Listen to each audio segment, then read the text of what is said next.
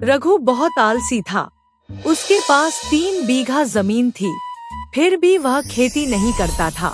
उसे कोई काम अच्छा लगता ही नहीं था।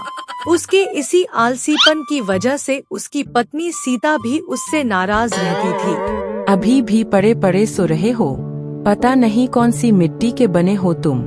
समझ में नहीं आता ये इंसान इतनी देर तक सो कैसे सकता है। क्या करूं सीता, मुझे तो बस नींद ही आती रहती है।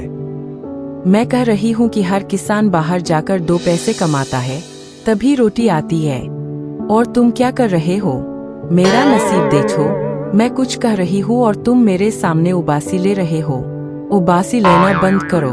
अभी के अभी बाहर जाओ और जितनी जमीन है सब जोत कर आओ। और अगर पूरा काम नहीं कर पाए तो गलती से भी घर लौटकर मत आना। रघु घबराकर उठ गया।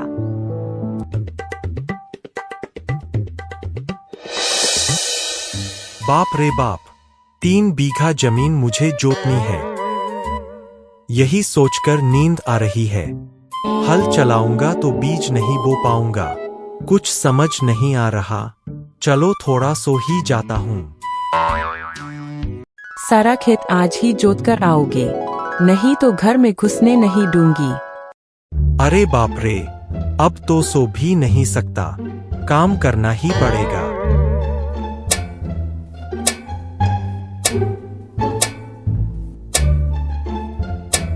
धूप कितनी तेज है, थोड़ा पानी पी लूं, फिर काम शुरू करता हूं।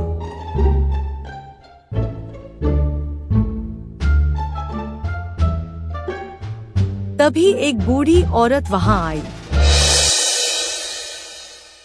ओ रघु बेटा, मुझे बहुत प्यास लगी है, जरा पानी दोगे?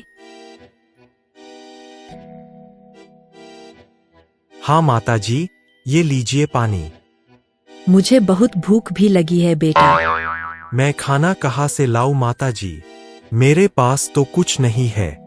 मेरी पत्नी ने आज मुझे खाना भी नहीं दिया। ऐसा क्यों बेटा? मैं बहुत आलसी हूँ।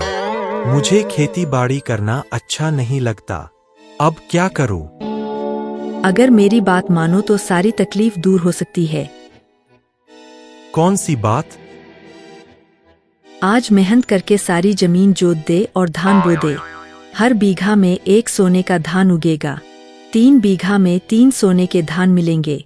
अगली बार 6 मिलेंगे। ऐसे ही तेरी गरीबी दूर हो जाएगी। सच माता, फिर तो मैं जब चाहूं सो सकूंगा। हाँ बेटा, पहले मेहनत कर। अब मैं घर जाकर आपकी सारी बातें अपनी बीवी को बताऊंगा।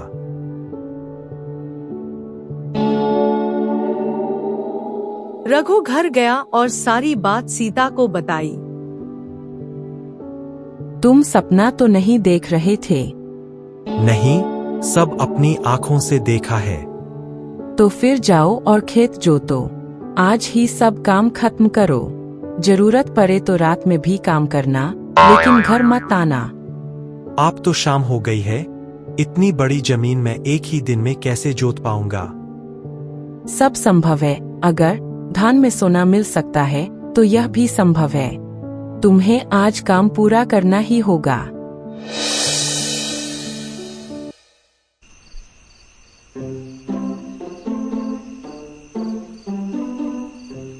रघु ने दिन रात मेहनत की।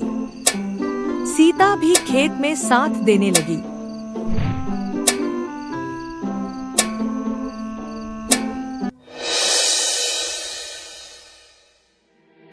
अरे उठ जाओ, अभी तक सो रहे हो? सुबह हो गई है, काम पर नहीं जाना क्या? यह तुम क्या कह रहे हो? अभी तो सुबह भी ठीक से नहीं हुआ। सबके धान में सोना थोड़ी ना है, तुम्हारे धान जैसा। और अगर एक भी धान खराब हो गया तो क्या करेंगे हम? और अगर जो धान खराब हो गया उसमें सोना रहे तो क्या करेंगे हम?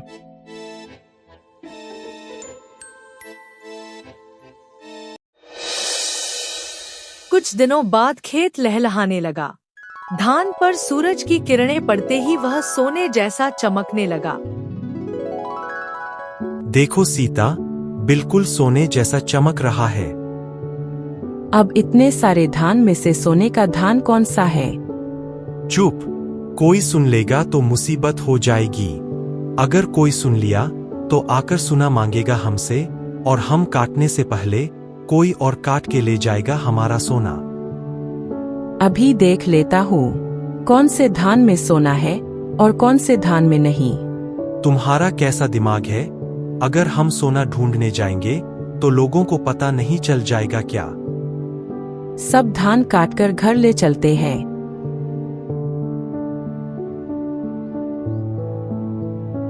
अरे रघु, इतनी जल्दी फसल काट रहे हो? कल खरीदने वाले आने वाले हैं काका, इसलिए। हम मदद कर दे? नहीं काका, हम दोनों कर लेंगे।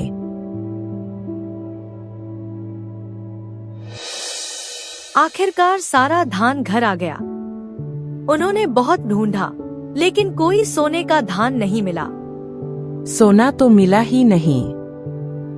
इतना धान फेंक तो नहीं सकते, बेच देते हैं।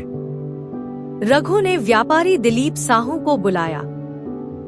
वाह रघु, इस बार तो बहुत अच्छी फसल हुई है। मैं अच्छा दाम दूंगा। अगली फसल भी मुझे ही देना।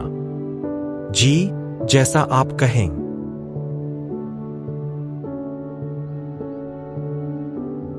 दिलीप साहू ने बहुत सारे पैसे दिए।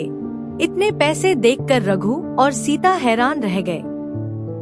हमें सोने का धान तो नहीं मिला, लेकिन इतने पैसे मिल गए। यही तो हमारा सोना है। असली सोना मेहनत से उगा धान ही है। सही कहा। अब हम हर साल ऐसे ही मेहनत करेंगे और अपना सोना उगाएंगे। मेहनत ही असली सोना है। जो मेहनत करता है उसके जीवन में खुशहाली जरूर आती है।